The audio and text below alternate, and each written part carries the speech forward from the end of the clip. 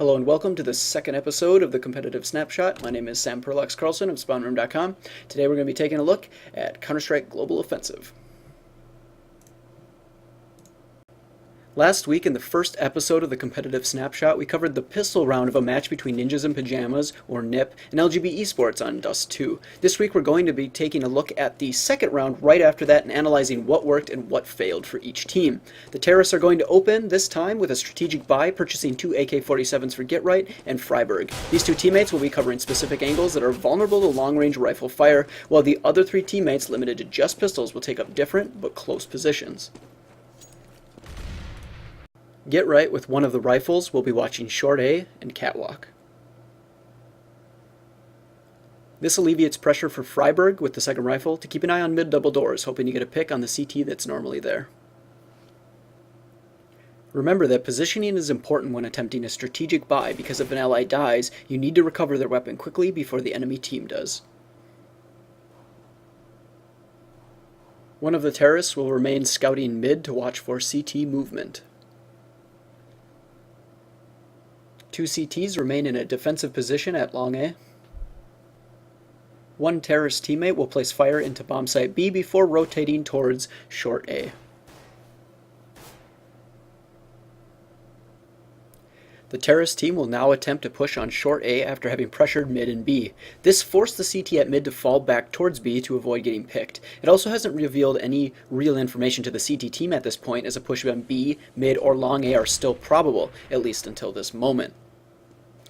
However, a well-placed CT HE grenade along with a barrage of flashes and a missed smoke grenade will force the terrorist team to rotate away and towards bomb site B, as we'll see momentarily.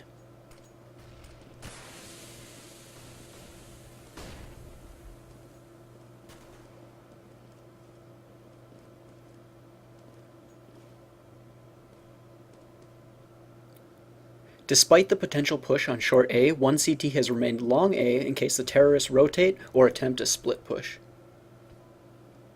The terrorists are now going to slowly start their B rotation, walking silently to mask their position. They are also going to continue grenading bomb site A and mid to distract the CT team. This will hopefully draw CT away from B to get picked at mid, or at least just make B more vulnerable as their focus is in that direction.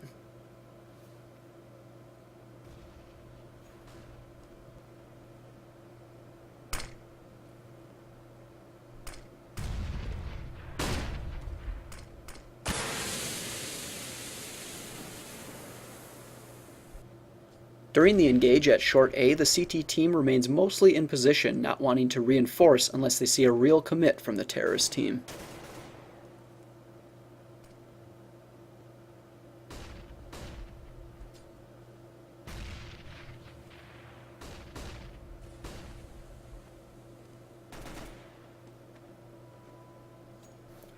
With the CTs still in their original positions, covering both A and B, the terrorists push into bomb site B, but are met by two CTs who quickly eliminate three players, severely injuring the fourth.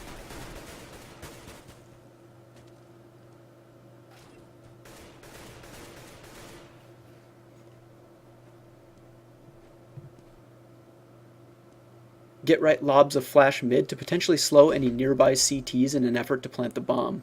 Unfortunately, this puts the remaining two terrorists in a tough position, where Forrest cannot fully support his teammate because tunnels to mid connector are vulnerable to a CT push. As a result, Get Right is overcome by two CTs pushing mid, leaving Forrest to defend the bomb alone.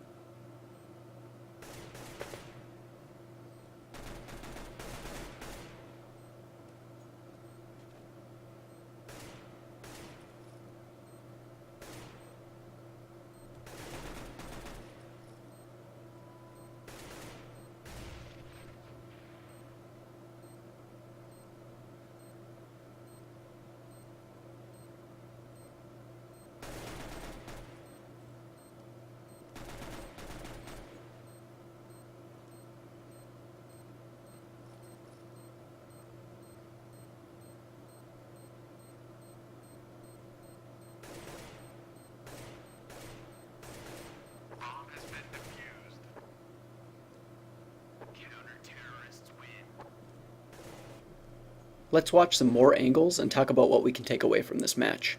After the point when the short A push failed and they decided to rotate to B, the strat may have become improvised, forcing them to think on the spot. This invariably weakens their position because they have to coordinate a changing plan, whereas the CTs simply have to lie in wait. It also remained difficult for the terrorist team because the CTs remained in well-defended positions. There wasn't an opportunity like last week's episode where a split push timed more accurately could have exposed a CT to a vulnerability, like turning his back to a push or drawing him away from the bomb site.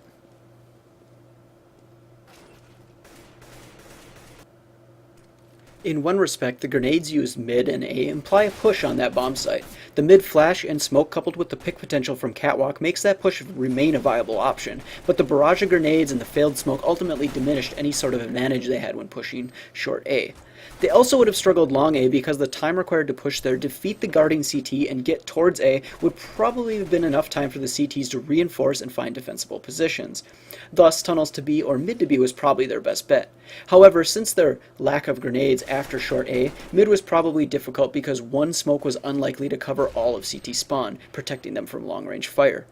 A split push B might have been an option like last week, but only if the timing was just right. The problem with sending a teammate mid was that within a short period of time he would have been overwhelmed from three sides. It's unlikely that the terrorist could have pushed into B at the same time that same terrorist delaying mid could have gone in without getting picked off. In fact, I think the smoke had completely worn out and it would have just resulted in a open 1v3.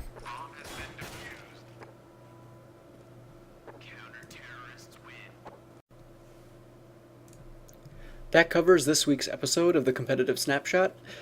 Thanks for watching as always. Please consider subscribing, liking, sharing, all that sort of stuff. It helps a lot. If you can, also leave some feedback, what you think about the episode, if there's anything that could be improved, if you disagree with any of the strats or like how they were analyzed. Enlighten me, because that's kind of why I'm doing this, is so I can also learn more stuff. So yeah, see you next time.